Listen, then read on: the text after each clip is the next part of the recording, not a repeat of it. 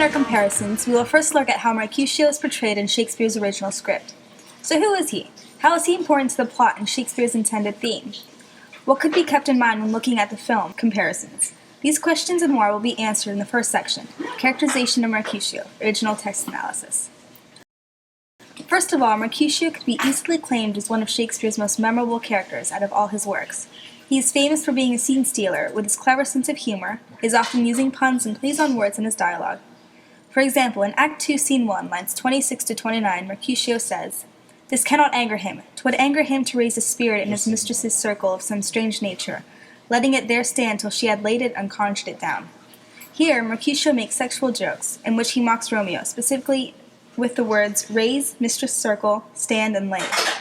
His comical wit makes him almost a dramatic equal to Romeo. However, he also has a cynical side regarding romance. He does not believe in true love and constantly pokes fun at Romeo's obsession with it. In doing so, he dismembers all ideas of the perfect romance, such as the one Romeo craves for. It should also be noted that Mercutio is quite level-minded and believes that one's actions influence what happens, while most other characters blame certain events on fate. In fact, critic Stephen Greenblatt, his novel Mercutio as a catalyst in Shakespeare's play Romeo and Juliet, describes Mercutio to be a device in the play that serves to destroy the universal ideas of love and destiny. When he is killed, he dies because of reasons that he never believed in to begin with, namely the Montague-Capulet feud, and especially the love affair between Romeo and Juliet, which, on top of that, he did not even know existed. This dark irony foreshadows the future events that are to take place later on. Mercutio's part in the play was a tragic one, as it represents the consequences of letting travel matters in the way of reality, and the little amount of control one has over their own life. In Zeffirelli's adaptation of Romeo and Juliet, Mercutio maintains most of the character traits displayed in the original text. A British actor, John McGurney, played the part of Mercutio in this version. His acting accentuates some of the darker elements of Mercutio's character. Although he is a comic character, the violent, aggressive, and bitter elements of Mercutio's personality are more visible in this version.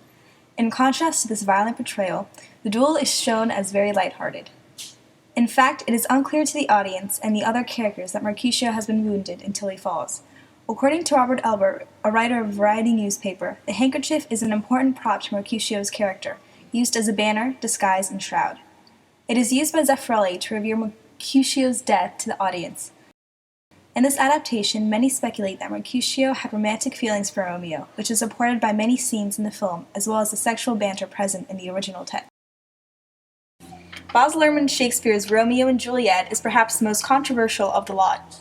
This version takes place in the sunny beachside Verona city.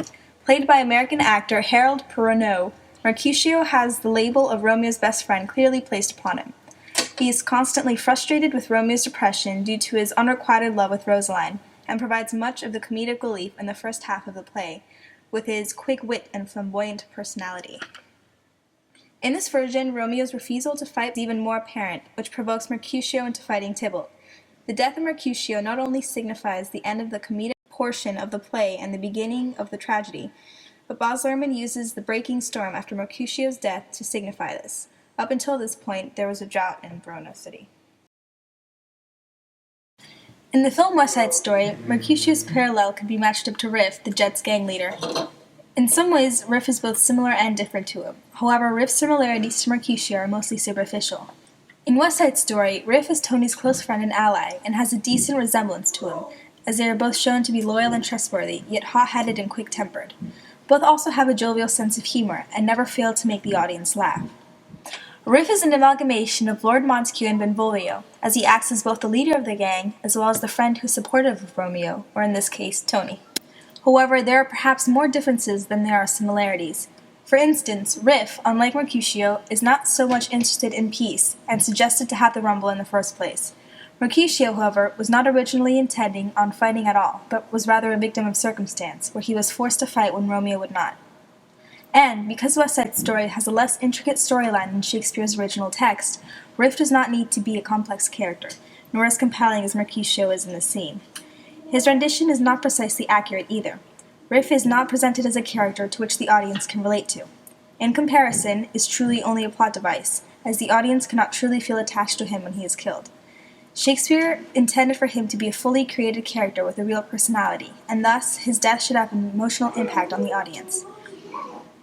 Overall, while Ralph is not exactly the most important character and is arguably not as deep as Mercutio in terms of development, they are both quite humorous and set the tragedy in both productions in motion when they die.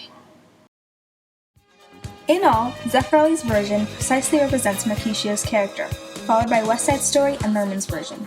Shakespeare himself would be pleased to know that modern films still hold very true to his work and still appreciate it 500 years later. And thus is the nature of the beast.